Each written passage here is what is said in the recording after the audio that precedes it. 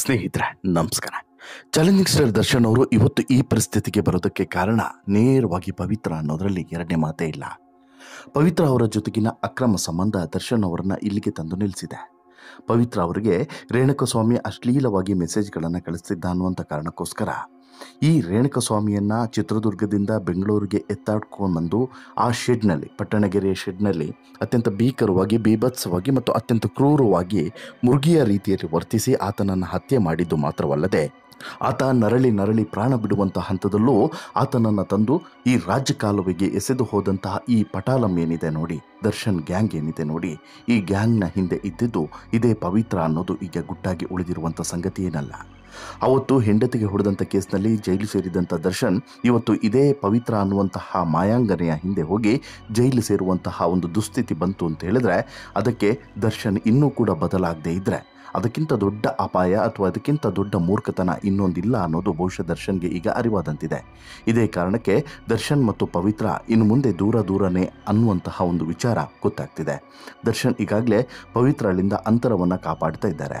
ದರ್ಶನ್ ಈಗಾಗಲೇ ಪವಿತ್ರಳ ಮುಖವನ್ನು ಕೂಡ ನೋಡೋದಕ್ಕೆ ಇಷ್ಟಪಡ್ತಾ ಇಲ್ಲ. ದರ್ಶನ್ ಈಗಾಗಲೇ ಪವಿತ್ರ ಅನ್ನುವಂಥ ಹೆಸರನ್ನು ಕೇಳಿದ ತಕ್ಷಣ ಮೈಯೆಲ್ಲ ಉರಿದು ಬೀಳುವ ರೀತಿಯಲ್ಲಿ ವರ್ತನೆ ಮಾಡ್ತಿದ್ದಾರೆ ಅನ್ನುವಂಥ ಸುದ್ದಿಯೂ ಕೂಡ ಗೊತ್ತಾಗ್ತಿದೆ. ಕಾರಣ ಏನು ಅಂತ ಹೇಳಿದ್ರೆ ಇವತ್ತು ದರ್ಶನ್ ಅವರ ಬೆನ್ನಿಗೆ ನಿಂತಿರೋದು ಅವರು ಕಟ್ಟಿಕೊಂಡಂತಹ ಹೆಂಡತಿಯ ಹೊರತು ಇಟ್ಕೊಂಡಂತಹ ಯಾರು ಕೂಡ ಅಲ್ಲ ಅನ್ನೋದನ್ನು ನಾವಿಲ್ಲಿ ಅರ್ಥ ಮಾಡ್ಕೊಳ್ಬೇಕು. ಜೊತೆಗೆ ಈ ಪತ್ನಿ ಹಗಲು ರಾತ್ರಿ ಎನ್ನದೆ ದರ್ಶನ್ ಬಿಡುಗಡೆಗೆ ಶತಪ್ರಯತ್ನವನ್ನು ಮಾಡ್ತಾ ಇದ್ದಾಳೆ. 4 ಬಾರಿ ಜೈಲಿಗೆ ಹೋಗಿ ದರ್ಶನನ್ನು ಭೇಟಿ ಮಾಡಿದ್ದಾರೆ. ಅಷ್ಟು ಮಾತ್ರವಲ್ಲ, ಇಡೀ ಕುಟುಂಬವನ್ನೇ ಮತ್ತೆ ಒಂದು ಮಾಡಿದ್ದಾರೆ. ತಮ್ಮ ದರ್ಶನ್ ಮುಖವನ್ನೇ ನೋಡ್ತಾ ಇರಲಿಲ್ಲ. ಯಾರು? ದಿನಕರ್ ತೂಗುದೀಪ್. ದರ್ಶನ್ ಮುಖವನ್ನೇ ನೋಡ್ತಾ ಇರಲಿಲ್ಲ. ಅಂತಹ ದಿನಕರ್ ತೂಗುದೀಪನ್ನು 2 ಬಾರಿ ಜೈಲಿಗೆ ಕರ್ಕೊಂಡು ಬಂದಿದ್ದಾರೆ.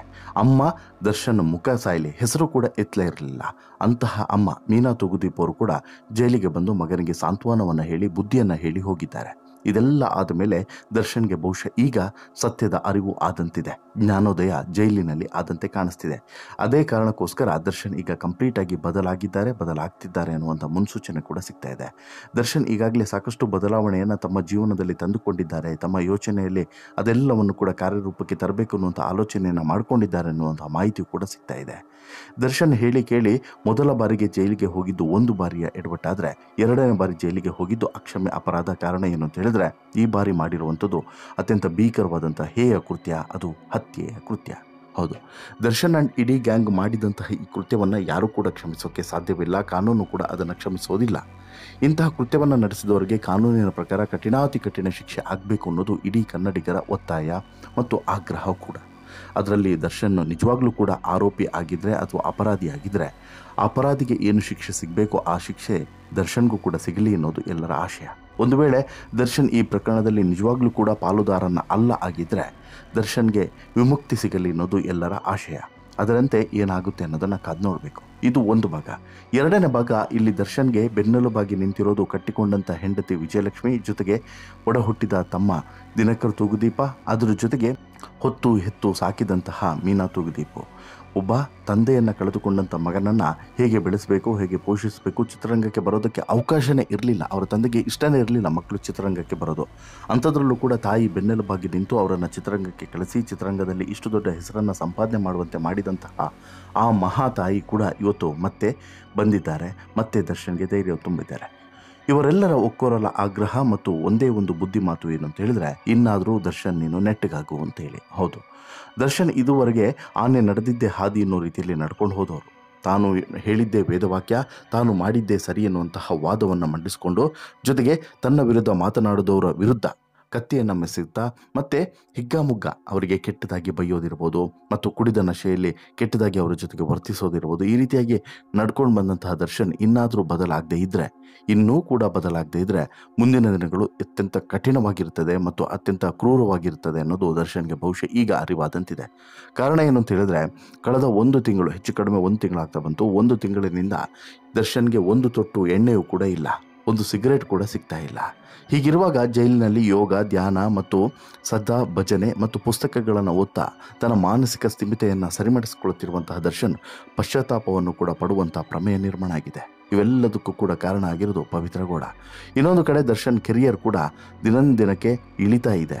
ಈಗಾಗಲೇ ಒಂದು ಹಂತದ ಲೆವೆಲನ್ನು ರೀಚ್ ಆಗಿದ್ದಂಥ ದರ್ಶನ್ ಟಾಪ್ ಹೀರೋಗಳ ಪಟ್ಟಿಯಲ್ಲೇ ಇದ್ದರು, ಕನ್ನಡದ ಟಾಪ್ ಹೀರೋಗಳ ಪಟ್ಟಿಯಲ್ಲಿ ದರ್ಶನ್ ಇದ್ದರು. ಆದರೆ ಈಗ ಈ ಘಟನೆ ಇದೆಯಲ್ಲ ದರ್ಶನನ್ನು ಮತ್ತೆ ಪಾತಾಳಕ್ಕೆ ಬೀಳುವಂತೆ ಮಾಡಿದೆ. ಮತ್ತೆ ಸ್ಕ್ರಾಚಿಂದ ದರ್ಶನ್ ಶುರು ಮಾಡಬೇಕಾಗುತ್ತಾ ಅನ್ನುವಂಥ ಭಯವೂ ಕೂಡ ಶುರುವಾಗಿದೆ. ಅಷ್ಟು ಏನು ಕೆಳಗಡೆ ಹೋಗಿರೋಕ್ಕೆ ಅವರ ಅಭಿಮಾನಿಗಳು ಬಿಡೋದಿಲ್ಲ ಅನ್ನುವಂಥ ನಂಬಿಕೆಯನ್ನು ಕೆಲವರು ವ್ಯಕ್ತಪಡಿಸಿದರೆ, ಬಟ್ ಅಷ್ಟು ಸುಲಭ ಅಲ್ಲ ಮುಂದಿನ ದಿನಗಳು ಅನ್ನೋದು ಕೂಡ ಸತ್ಯ. ಇದು ಒಂದು ಭಾಗ. ಇನ್ನು ಎರಡನೇ ಭಾಗ, ದರ್ಶನ್ಗೆ ಈ ಕೆರಿಯರ್ ಒಂದು ಕಡೆಯಿಂದ ಸರಿ ಮಾಡಿಸ್ಕೊಳ್ಳೋದು ಇರಲಿ, ಪರ್ಸ್ನಲ್ ಲೈಫನ್ನು ಸರಿ ಮಾಡ್ಕೊಳ್ಳೋದೇ ಇದ್ದರೆ ದರ್ಶನ್ಗೆ ಇನ್ನಷ್ಟು ಅಪಾಯ ಫಿಕ್ಸ್ ಅನ್ನೋಂಥ ಮಾತುಗಳು ಕೂಡ ಕೇಳಿ ಬರ್ತಿದ್ದಾವೆ.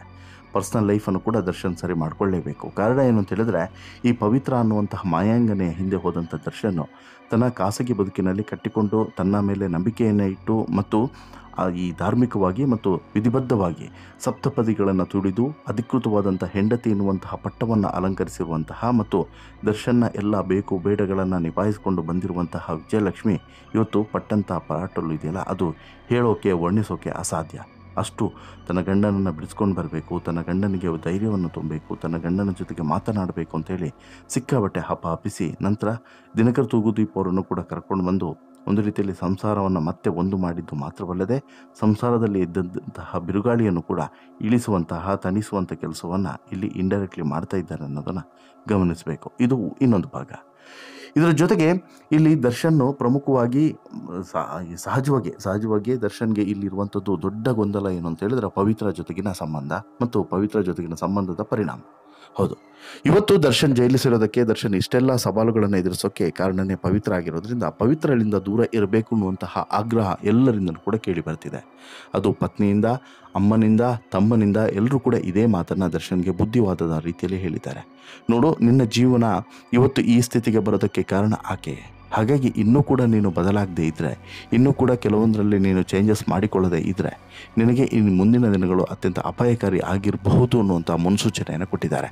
ಆ ಮೂಲಕ ಇದುವರೆಗೆ ಮಾಡಿದಂತಹ ತಪ್ಪುಗಳನ್ನು, ಎಡವಟ್ಟುಗಳನ್ನು ಮತ್ತೆ ಮಾಡಬೇಡ ಅನ್ನುವಂಥ ಮುನ್ಸೂಚನೆಯನ್ನು ಕೊಟ್ಟಿದ್ದಾರೆ. ಇದೇ ಕಾರಣದಿಂದ ದರ್ಶನ್ ಈಗ ಈಕೆಯಿಂದ ಅವಾಯ್ಡ್ ಮಾಡ್ತಾ ಇದ್ದಾರೆ, ಈಕೆಯನ್ನು ಒಂದು ಅಂತರವನ್ನು ಕಾಪಾಡ್ತಿದ್ದಾರೆ. ಯಾರು ಪವಿತ್ರಗೌಡರಿಂದ ಕಂಪ್ಲೀಟ್ ಆದಂಥ ಅಂತರವನ್ನು ದರ್ಶನ್ ಕಾಪಾಡಿಕೊಳ್ತಿದ್ದಾರೆ. ಯಾವ ಕಾರಣಕ್ಕೂ ಕೂಡ ಆಕೆಯ ಜೊತೆಗೆ ಹೆಚ್ಚು ಮಾತುಕತೆಯನ್ನು ಮಾಡಬಾರ್ದು ಅನ್ನುವಂಥ ಕಾರಣವನ್ನು ಇಟ್ಕೊಂಡು ಈಗ ಸ್ವಲ್ಪ ಬದಲಾವಣೆ ಆಗ್ತಿದ್ದಾರೆ ಅನ್ನೋಂಥ ಮಾಹಿತಿ ಇದೆ.